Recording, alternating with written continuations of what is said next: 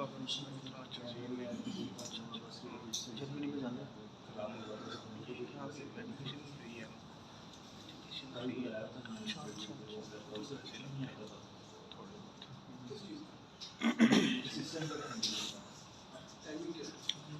बड़ा छोटा बच्चा मेरे दोस्त के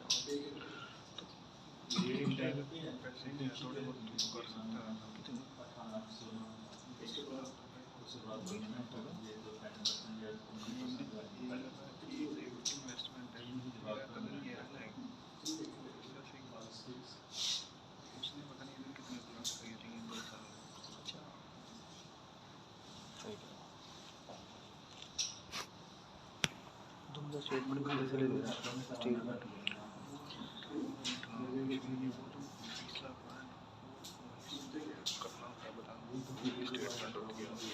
तो है नहीं अच्छा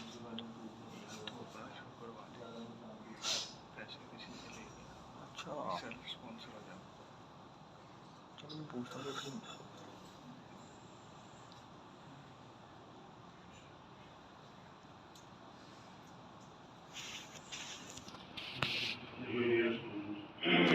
your question about food and other things, relevant things.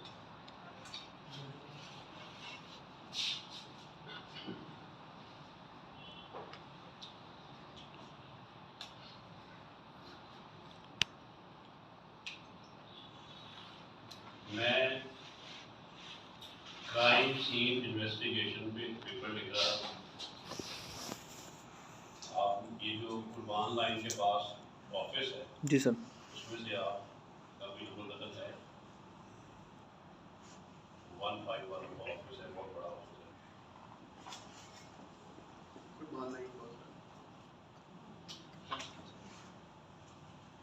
इन्होंने हम इनके पास विजिट किया था। इन्होंने तकरीबन 8,000 के करीब लाहौर में कैमरास लगाए और इन कैमरास के जरिए वो सर्वेलेंस करते हैं, निगरानी करते हैं। ये निगरानी करते हैं फिजिकली, यानी कि अगर उनको कोई सस्पिशियस एक्टिविटी नजर आती है, अगर एक शख्स एक स्टॉप पे खड़ा हुआ 1 मिनट 5 मिनट 15 मिनट लेकिन वो जा नहीं रहा, तो फिर ये एक्टिविटीज मॉनिटर करते हैं कि क्यों नहीं जा रहा। और अगर वो उसकी एक्टिविटीज सस्पिशियस हो तो वो उसे पूछगिछ करते हैं, और अगर किसी का वेट कर रहा है तो उसका डिटेल देते हैं कि वो किसका वेट कर रहा है, मोबाइल नंबर एंड समथिंग। तो ये कैमरास के जरिए काफ़ी मदद मिलती है। जैसे क्राइम्स हो जाते हैं या होने वाले होते हैं तो ये पहले से उसे मॉनिटर कर रहे होते हैं।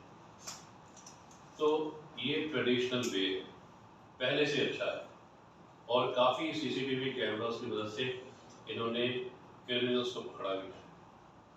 ठीक है, आजकल तो इतना अच्छा काम हो गया है, खासतौर पे फोरेंसिक साइंस की मदद से, कि अगर किसी जगह पे कोई क्राइम हुआ है तो वहाँ पे जो फोरेंसिक वाले पहुँचते हैं तो उन्होंने वो कुछ नहीं देखा होता, लेकिन वो बताते हैं कि यहाँ पे क्रिमिनल्स कितनी देर ठहरे और उन्होंने पूरे घर में कहाँ वॉक किया, एक कमरे में 2 कमरों में, किधर से आए, कहाँ से वापस गए। ये सब कुछ फोरेंसिक साइंस की मदद से मुमकिन है। और उनके जो फिंगरप्रिंट्स हैं, फुटप्रिंट्स हैं, और उनके जो डीएनएस हैं, और ये इतना क्रिटिकल बारीक बिनी वाला काम है कि अगर आप यहाँ बैठे हुए ना, तो यहाँ पे जो आपके डीएनएस के पार्टिकल्स और प्रेजेंस, आपके कोई एक बाल भी यहाँ पे है, उसकी मदद से वो आपको आइडेंटिफाई कर सकते हैं। फिंगरप्रिंट्स तो बहुत बात की बात है, वो एक्चुअली प्रेजेंस से ही मालूम कर देते हैं। जहाँ पे कोई शख्स हो, अगर कोई किसी से हाथ मिलाता है ना, तो उसके भी कुछ पार्टिकल तो शख्स को ट्रांसफर हो जाते हैं, वो भी जज करते हैं। तो उनके पास डिफरेंट टूल्स हैं, डिफरेंट मशीन्स हैं। तो तो पहले मैं भी यही समझता था कि जो बायोमेट्रिक है ये बहुत यूनिक है, इम्पॉर्टेंट है, कि अगर कोई शख्स किसी जगह पे उसकी अटेंडेंस लगना है तो वो लग जाती है, उस शख्स के बगैर नहीं लग सकती। तो ये तो मसले ही नहीं, वो उसका फिंगरप्रिंट्स वो मालूम करते हैं फॉरेंसिक वाले, यानी उन्होंने कुछ वो पाउडर स्प्रिंकल करते हैं, उसके फिंगरप्रिंट्स लेते हैं, उसको स्पॉट लाइट से गुजारते हैं, उसके फिंगरप्रिंट्स मिल जाते हैं। फिर वो फिंगरप्रिंट्स जो फॉर एग्जांपल नादरा ऑफिस के साथ मुंसलिक है उसको वहाँ रखते हैं, तो उस शख्स का बायोडाटा सामने आ जाता है कि ये कौन शख्स है। ठीक है, इस वजह से वो बहुत सारे लोग पकड़ते हैं उसकी तरह। अब एक शख्स आइडेंटिफाई हो गया लेट से, उसको अब पकड़ना है तो पूरे पाकिस्तान में कहीं भी हो सकता है, तो सैटेलाइट की मदद से उसका फेस टैगिंग होती है। ये काफ़ी लंबा काम होता है क्योंकि इतनी ज़्यादा टेक्नोलॉजीज अवेलेबल नहीं है। तो आप लोग यहाँ पे गैप को देखते हुए कोई आर्टिकल लिख सकते हैं कि किस तरह इसे मॉनिटर किया जाए, किस तरह उस शख्स को सर्च किया कि वो इस वक्त कहाँ पे है। आप इसमें मशीन लर्निंग भी यूज़ कर सकते हैं, आप इसमें कैमरा, डीप लर्निंग, इस तरह की आप काफ़ी सारी साइंसेस यूज़ कर सकते हैं। तो कोई भी ऐसा काम जो सोसाइटी को बेनिफिट दे वो आप बनाएं, उस पर काम करें, तो वो आपके लिए बहुत बेनिफिशियल हो। और हो सकता है कि वो इतना एक्सेप्शनल हो कि आपका नाम क्या, मुल्क का नाम भी रोशन हो सकता है। यानी आइडेंटिफाई तो हो गया, मिल नहीं रहा, तो कुछ आप कुछ ऐसा करेंगे वो मिल भी जाए। ठीक है, अब उसे किसी ने नेट से देखा नहीं हुआ, सिर्फ उसकी फोटोज हैं जो सिर्फ फॉरेंसिक ऑफिस में हैं या उन्होंने एडवर्टाइज भी कर दिया है। अब एडवर्टाइजमेंट से भी कोई शख्स नहीं जानता, अगर आपने फोटो देखी अखबार में कि ये वांटेड है, आपने सफाजत किया, भूल गया कौन सा शख्स है, लेकिन जब आप उसे किसी सॉफ्टवेयर के जरिए दे दें और वो कैमराज हो और डिफरेंट कैमराज के जरिए उसकी सर्चिंग की जाए और वो शख्स किसी कैमरे की जद में आ जाए तो फिर मिल जाए। इस किस्म का कोई आप सिनेरियो बनाएं, इस किस्म की रिसर्च बताएं, तो ये भी आपकी एक कामयाबी। ये जो सन ग्लासेस है या कोई भी ग्लासेस है, उसमें से कुछ होते हैं स्मार्ट ग्लासेस, उनमें कैमरा लगा होता है। पुलिस वाले आमतौर पे वो पहनते हैं और इधर उधर घूमते हैं अपने एरिया में, तो वो कैमरा क्या करता है कि वो हर 5 सेकंड बाद तस्वीर खींचता है, तस्वीर खींच के भेज देता है अपने पीछे मॉड्यूल में। वहाँ जाके उसकी प्री क्रॉसिंग होती है पिक्चर, क्योंकि पिक्चर के अंदर हो सकता है कि उस शख्स का जो चेहरा है वो कहीं हो ही ना, ऐसे ही दस्तों की तस्वीर आ जाए, हो सकता है कि 3-4 लोग हों तो उनको अलग अलग टैग करना है, या वो पिक्चर के कोने में हो सकते हैं या दरमियान में कहीं भी, तो वो पूरा प्रॉपर टैग करना है, प्री क्रॉसिंग करके उसको डेटाबेस के साथ टैली करवाएं। अगर वो टैली हो गया, टैली मीन्स कि वो डेटाबेस क्रिमिनल्स की है, तो फिर वो डिफरेंट ऑथोराइज्ड ऑफिस में चला जाएगा वो डेटा कि ये शख्स जो है इस वक्त किस एरिया में और किस जगह पे है, उसका लॉन्गिट्यूड लैटिट्यूड आप मेंशन कर दें।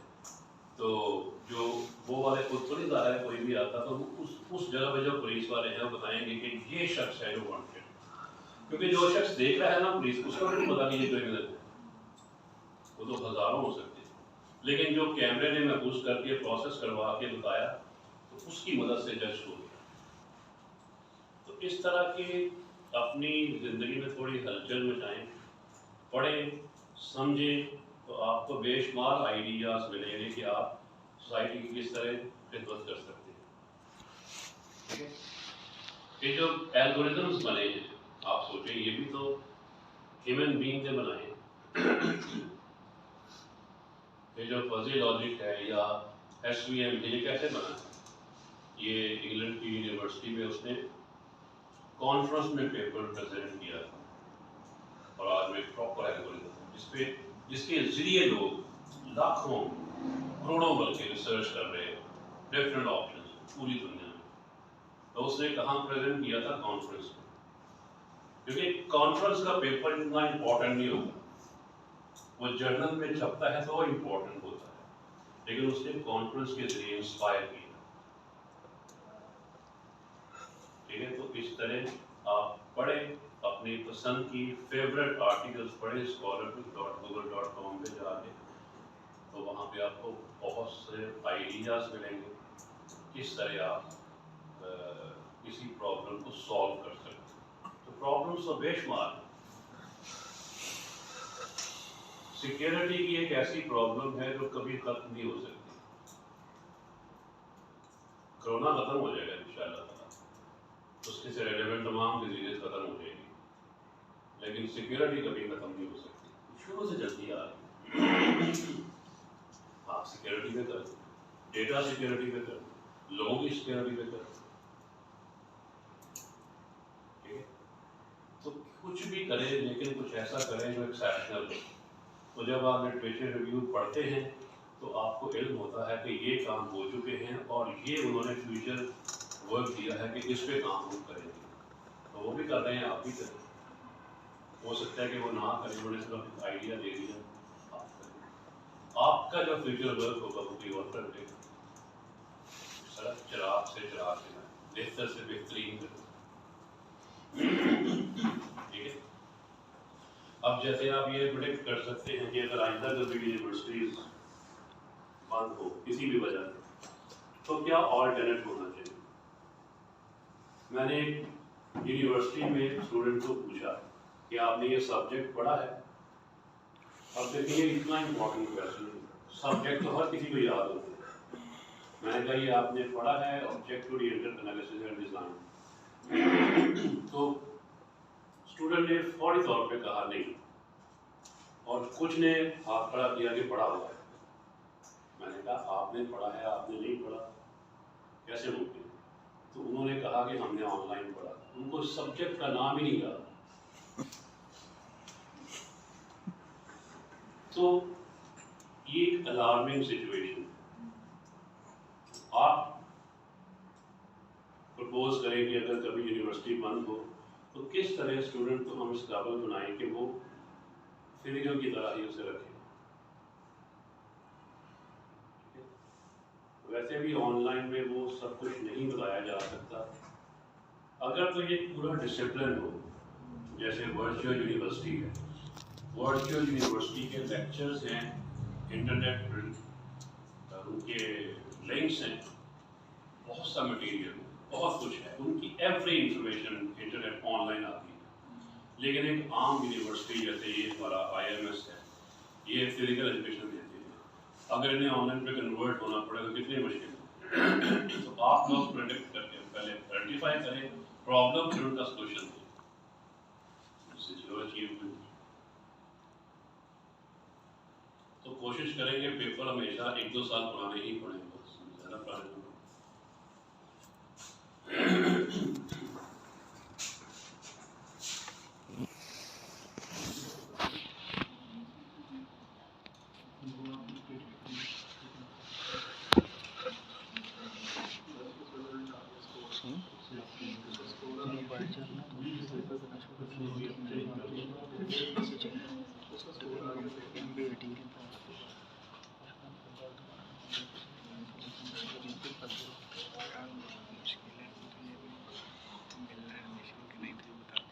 दीजिएगा तो MBIT में मिलेगा, उसमें क्या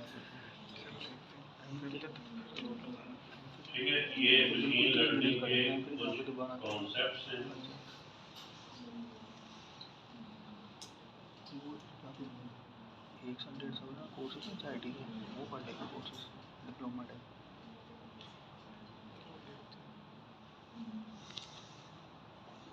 तो कभी गया तो MBIT में साइड में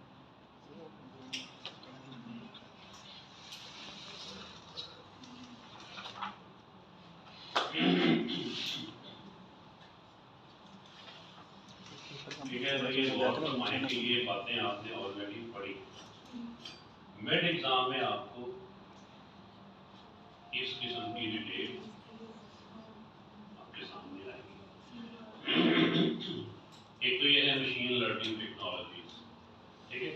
second one supervised and unsupervised.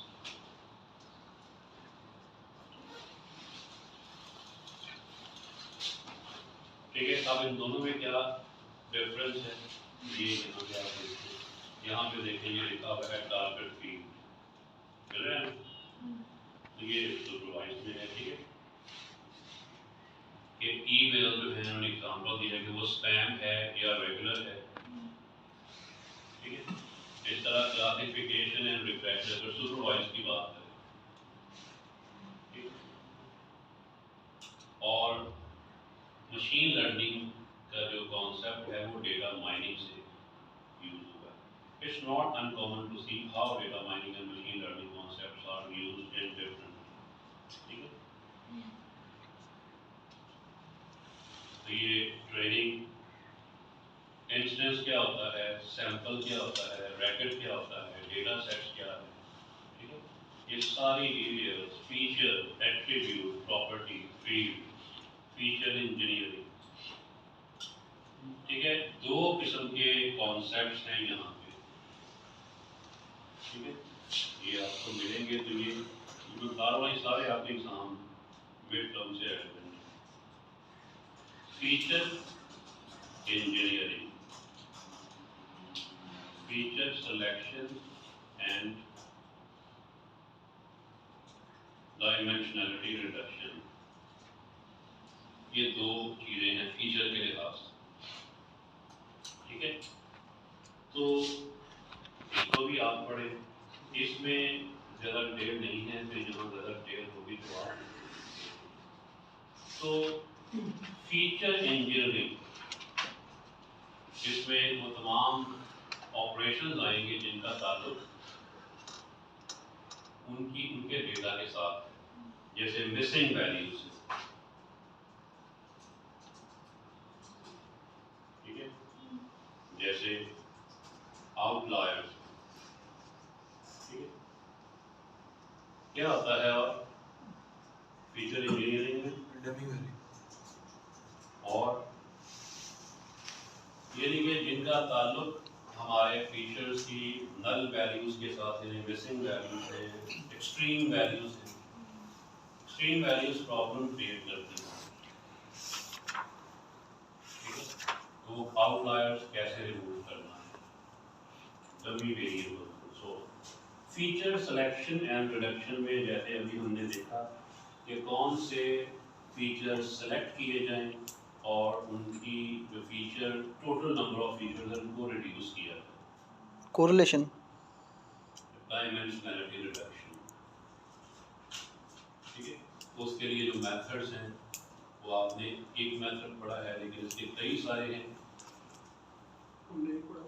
आप ये वाला मेथड भी यूज कर सकते हैं,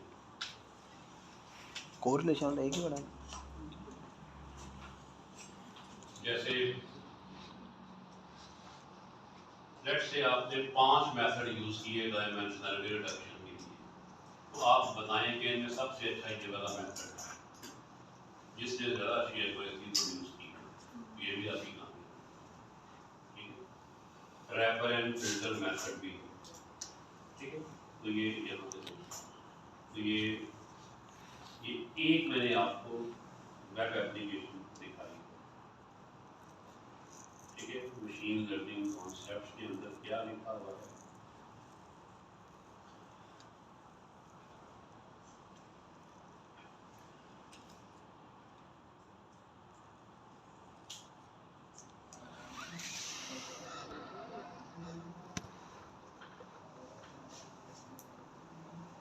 machine learning, different stages of building machine learning model, machine learning algorithms, machine learning tasks। तो ये जितना हमने सीखा है वो आपके इधर बड़े एग्जाम्स का पार्ट, ठीक है। देखिए यहाँ पे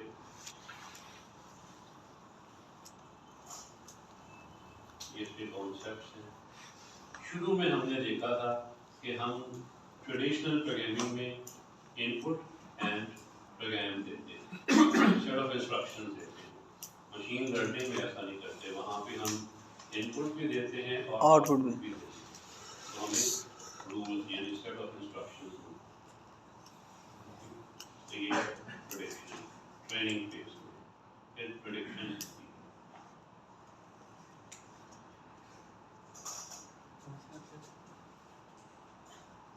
ठीक है, ये हाइपर पैरामीटर भी हम पढ़ेंगे आफ्टर मिड। ठीक है,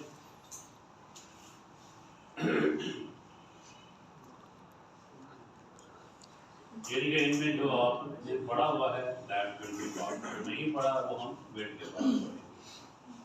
अब ये वही है mx प्लस b रिग्रेशन। ठीक है, तो ये उनके सारे ये देखें, जैसे हमने कुछ लिखा था अपने वर्ड्स में, उन्होंने अपने वर्ड्स में लिखा है data collection, data preparation, feature engineering, feature selection and extraction. आपने हर एक को अलग अलग समझना है। ये देखिए, फीचर सिलेक्शन का मतलब क्या होता है कि दिए गए एट्रीब्यूट्स में से आपने बेस्ट एट्रीब्यूट्स चूज करना है जो आउटपुट में अपना इम्पोर्टेंट रोल प्ले करते हैं। आगे लिखा हुआ है एक्सट्रैक्शन। तो एक्सट्रैक्शन और सिलेक्शन में फर्क थोड़ा बता सकते हैं क्या फर्क है? नहीं, मशीन लर्निंग के हवाले से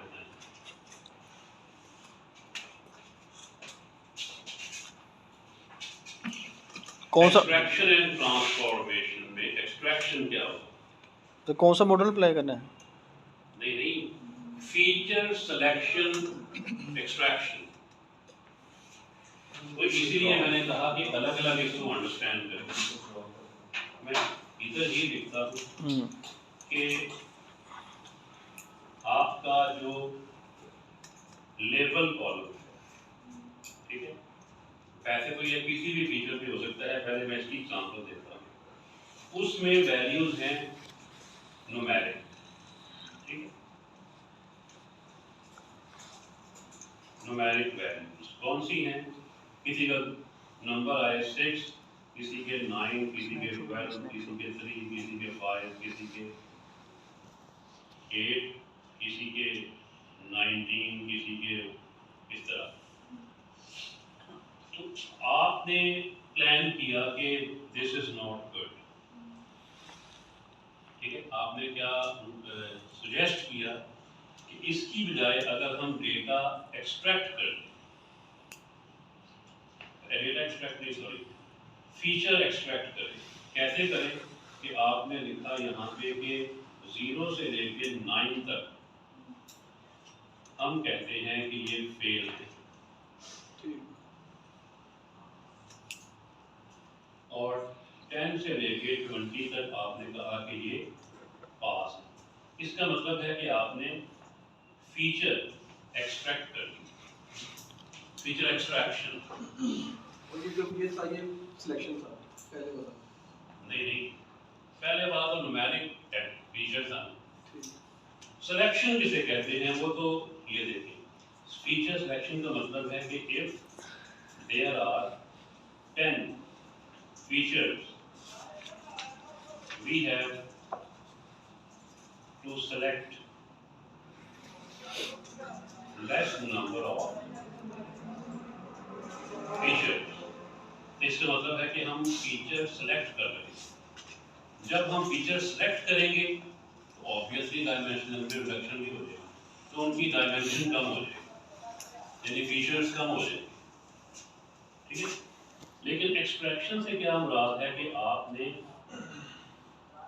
सिर्फ ये लेबल कॉलम नहीं, आप किसी को भी एक्सट्रैक्ट कर सकते हैं। मिसाल के तौर पे एज की मैंने एग्जांपल दी, कैटेगरी में हमने उसे कन्वर्ट कर दिया ना, कंडीशन जैसे वो हमने लास्ट टाइम भी किया था कि वो 0 से लेकर यहाँ तक पास हो जाए, बाकी गुड हो जाए, एवरेज हो जाए।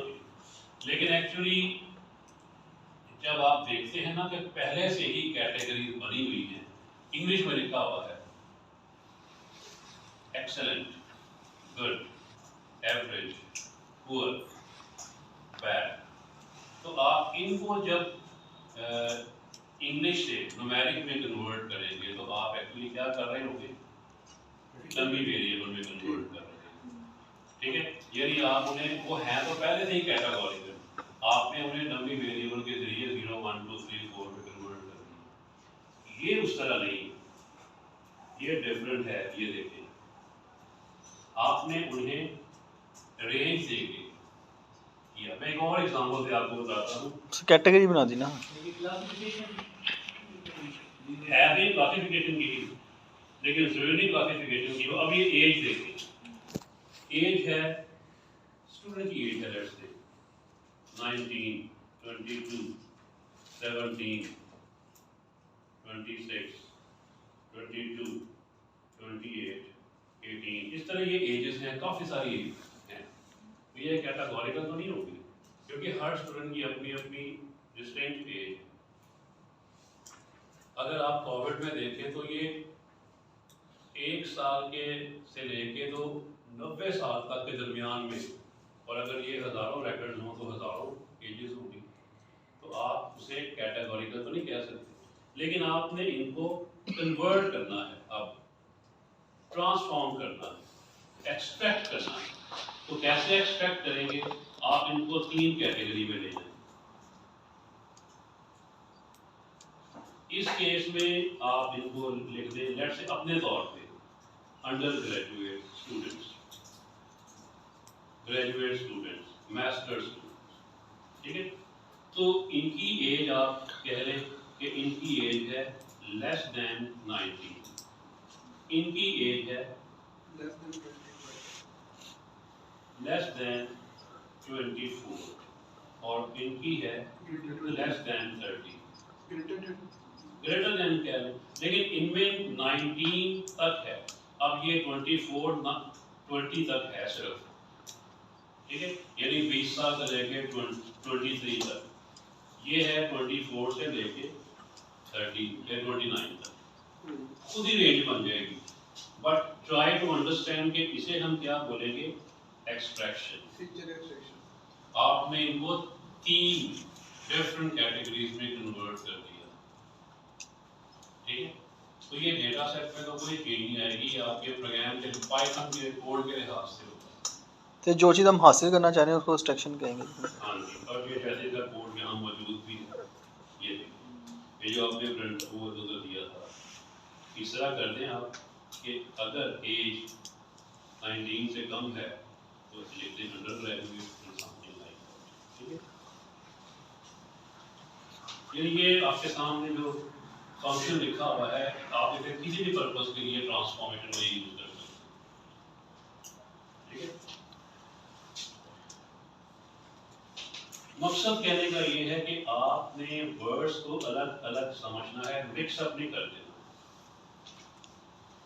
ठीक है, तो क्या ये सारा तरतीब वाइज है, 1 2 3। तो सबसे पहले क्या करेंगे, डेटा कलेक्शन, फिर उसकी preparation and processing, feature engineering, selection, model building, evaluation, selection करेंगे, उसके बाद और उसको हम लाइव कर देते हैं। तो model retraining based on constant performance evaluation. तो ये देखें कि ये कुछ ये लिखे हुए हैं फ्लो चार्ट में। तो डेटा स्प्लिट करके ट्रेनिंग को दे दिया और मॉडल ट्रेनिंग में आ गया करना चाहें तो। फिर वैलिडेशन का मतलब होता है टेस्टिंग। ठीक है, तो प्रेडिक्शन में एरर हैं वगैरह वगैरह, कंपेयर किया और आपने बता दिया। तो ये देखें काफ़ी सारे हैं कॉन्टिन्यूअस वेरिएबल्स। ठीक है, ये वाले जैसे वो हाउस का था। क्लासिफिकेशन में you know very well discrete values होती हैं, और क्लस्टर कहाँ बनते हैं, जहाँ वो अनसुपरवाइज्ड। ठीक है, और ये देखें recommended machines are used where the model has to predict estimate। तो ये आपने खुद से recommend करना होते हैं, आपसे कोई नहीं कहेगा ये गलत है कि दुरुस्त है, आपने खुद से justify करना है कि ये दुरुस्त है। ठीक है, अभी हमने रीप लर्निंग नहीं पढ़ा, वो आपका नेक्स्ट सेमेस्टर में होगा। ठीक है। तो ये डायमेंशनलिटी रिडक्शन एल्गोरिथम भी यहाँ मौजूद है। तो ये काफ़ी सारे होते हैं, जैसे ये प्रिंसिपल कंपोनेंट एनालिसिस भी है, ठीक है, wrapper and filter method, Pearson coefficient correlation method, ठीक है। लेकिन सर हमारा तो भी सिर्फ पियर्सन आएगा ना। हाँ जी एक है, लेकिन आप इसको समझने के लिए यूज़ करें, ठीक है। ये मॉडल्स हैं, आंसर ये सारा कुछ आ गया, तो इसको आप पढ़ें तो आपको पढ़ने से समझ आ जाएगा कि क्या, ठीक है। तो ये आपकी इंटरेस्ट के लिए कि मशीन लर्निंग एल्गोरिथम का नॉलेज होना चाहिए, statistics and probability mathematics topics, तो हमने जितना ज़रूरी था हमने उतना समझा, ठीक है।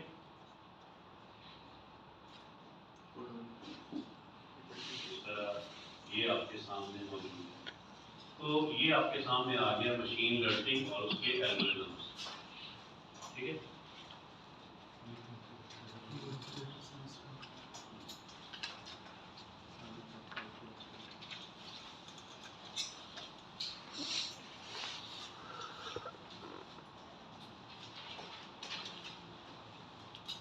सर नीचे सर्च बार में लिखा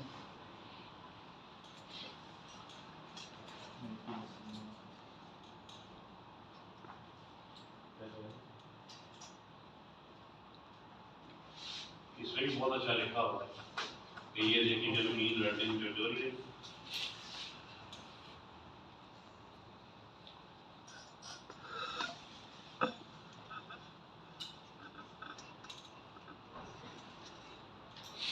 ये लेफ्ट पे देखो, ये लाइफ साइकिल, ये इंस्टॉलेशन भी है, data pre processing, supervisor and supervise, classification, logistic regression, KNN support factor, एक यहाँ से भी आप अपना जो है वो डेटा सेट ट्रेन कर सकते हैं। ये मैं आपको थोड़ा सा दिखा रहा हूँ।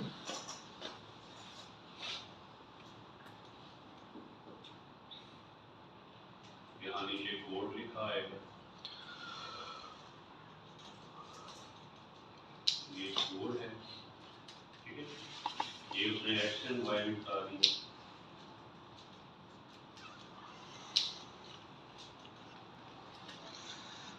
ठीक है। ये वही सारा सीधा आ गया, फिट कैसे करना है, तो एवरीथिंग इज हियर, आपके पास सारा कोड भी अवेलेबल है, ठीक है। ये कंफ्यूजन मैट्रिक्स भी बन गया, ठीक है। ये विजुअलाइजिंग भी आपने कर दिया। तो आपसे कभी भी आपके इंटरव्यू में, टेस्ट में कोई कोड नहीं पूछेगा, लेकिन आपको कोड के बारे में मुकम्मल नॉलेज होना चाहिए। वो आप चाहे इंटरनेट से देखें, कहीं से भी देखें, लेकिन आपको इल्म हो कि लिखना क्या है, ठीक है। तो ये इसके अंदर ये आपके सामने कुछ हेडिंग्स आ रहे हैं। तो क्वेश्चंस का sample questions,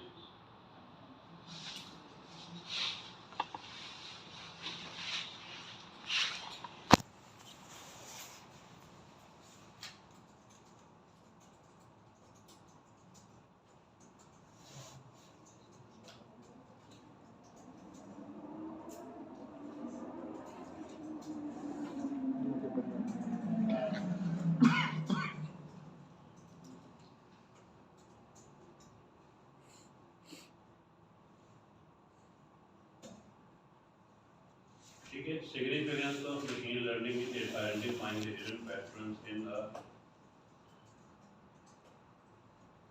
particular data set, किस तरह उसमें से हिडन पैटर्न आइडेंटिफाई होते हैं, ठीक है। मिसाल के तौर पे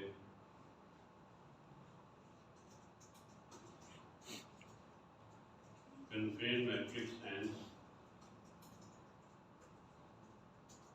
क्लासिफिकेशन रिपोर्ट के जरिए आपको क्या मिलता है, ठीक है।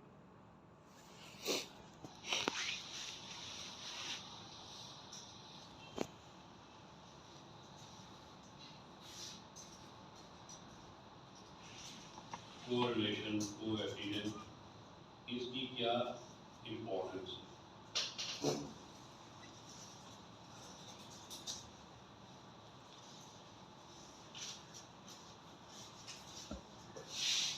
जितने भी यहाँ पे प्रैक्टिकली आपने किया है उसकी अंडरस्टैंडिंग, उसका कॉन्सेप्ट आपको होना चाहिए कि हम ये काम क्यों करते हैं, ठीक है।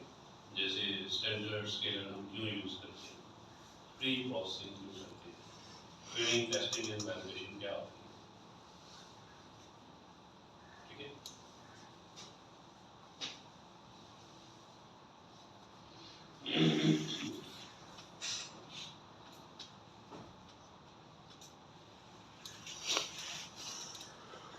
ये जो आपके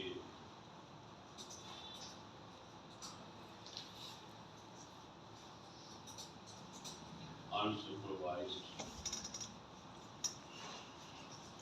लर्निंग, ठीक है।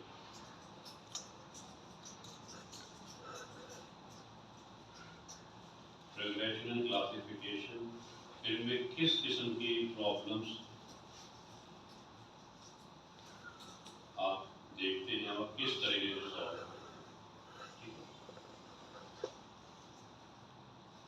ये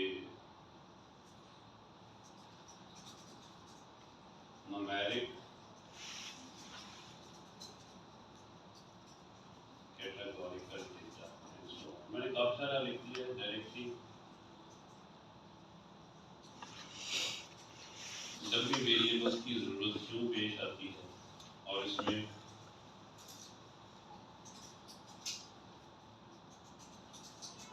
फाइल कॉन्फ्लिक्ट करें क्या, तो ये आपको इस किस्म के क्वेश्चन एग्जाम में मिलेंगे। मैंने डेट लिख दिया है, बाकी मैंने टॉपिक्स लिख दिए हैं, इसमें क्वेश्चन आपके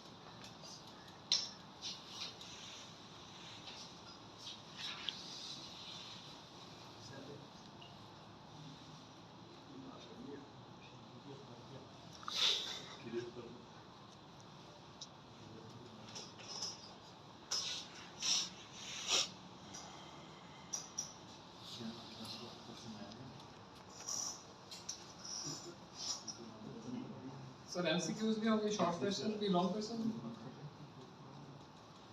एमसीक्यूज भी होंगे, 10 नंबर के एमसीक्यूज होंगे। सर शॉर्ट क्वेश्चन बाकी यही होंगे।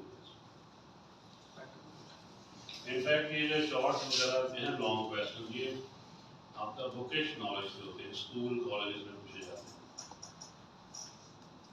उस तरह से यूनिवर्सिटी लेवल पे नहीं होते।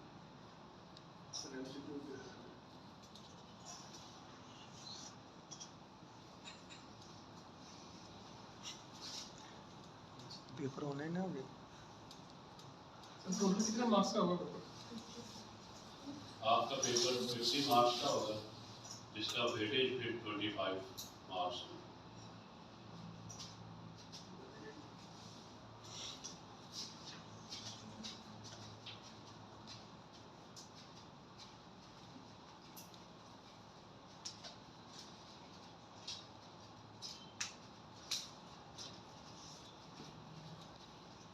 ऑनलाइन बेशुमार रिसोर्सेज हैं जिनमें सिमिलर किस्म की चीज़ें लिखी हुई हैं, ये काफ़ी सारे मोर और लेस ये एक ही किस्म के। ठीक है, मैंने लिखा था मशीन लर्निंग कॉन्सेप्ट्स, आप ये देखिए, ये पीडीएफ भी है, बेसिक कॉन्सेप्ट्स।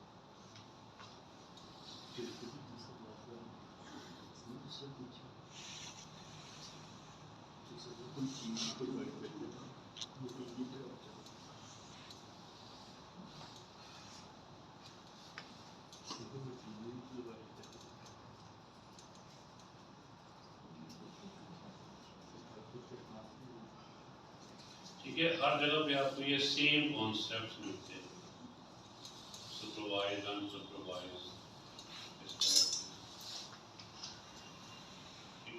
ये काफ़ी सारे एल्गोरिदम हैं, जैसे KDS, decision day based heuristic regression support system।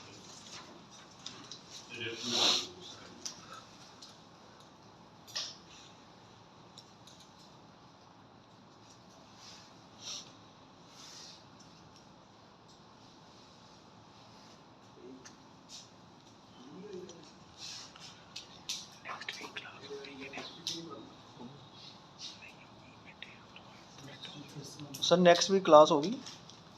आपका एक बार एग्जाम होगा, उसके बाद 2 वीक्स के बाद क्लास। आप जिस दिन आना चाहें तो आए, स्टूडेंट आते हैं लेकिन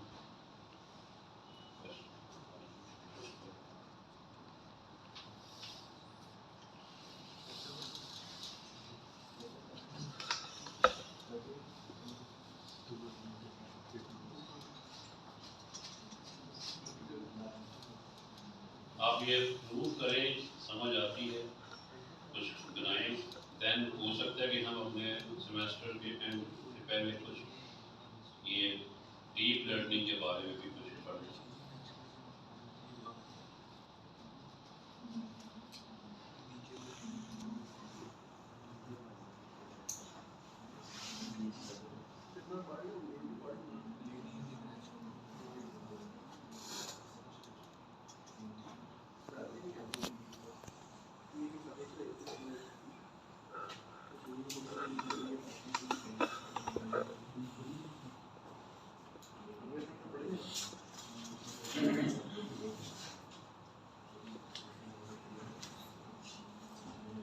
आपका इस कोर्स में कामयाबी का सिर्फ एक तरीका है कि आप scholar.google.com पे जाएं, वहाँ पे अपना प्रिफर्ड पेपर्स डाउनलोड करें, उन्हें पढ़ें, नोट्स बनाएं।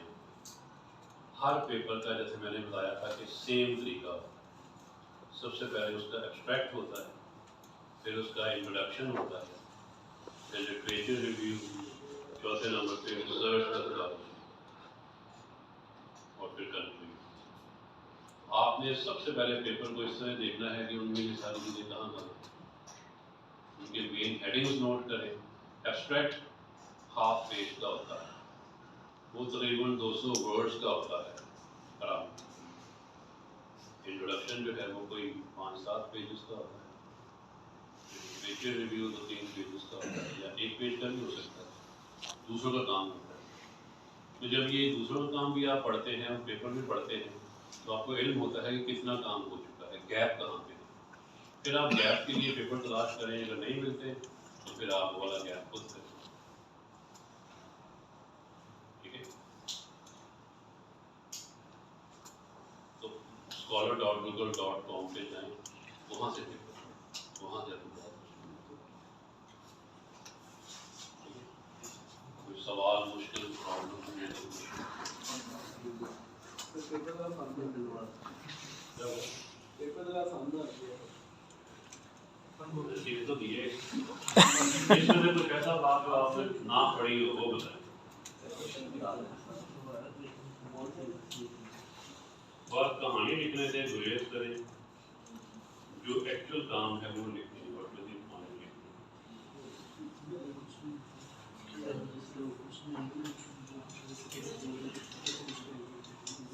बस बात क्लियर होनी चाहिए, चाहे 2 लाइन में कर सकते। अगर उसका जवाब 2 लाइन का बनता है, 2 लाइन में सब क्लियर कर दें, फिर मैंने छोड़ दें। बात कर देंगे। सब कुछ क्लियर कर दे 2 लाइन।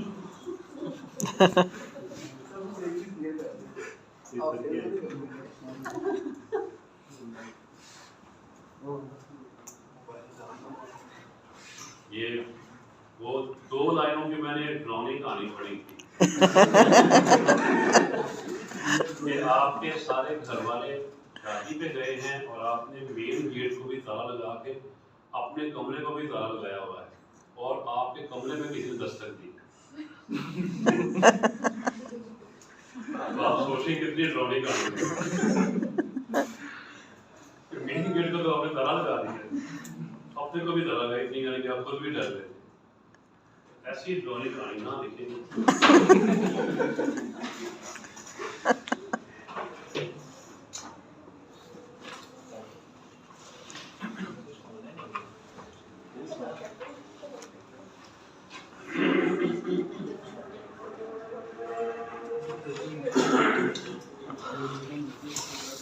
ठीक है, ये जो अपने जैकेट कहाँ से ली?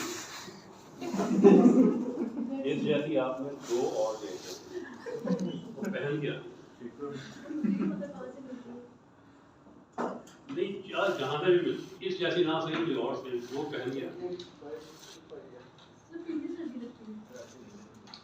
वो और पहन के पे लगेगा।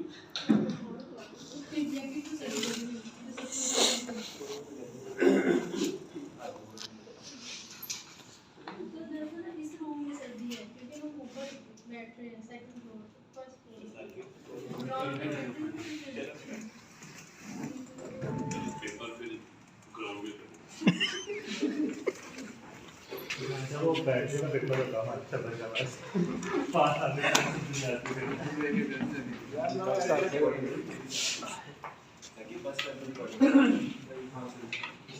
की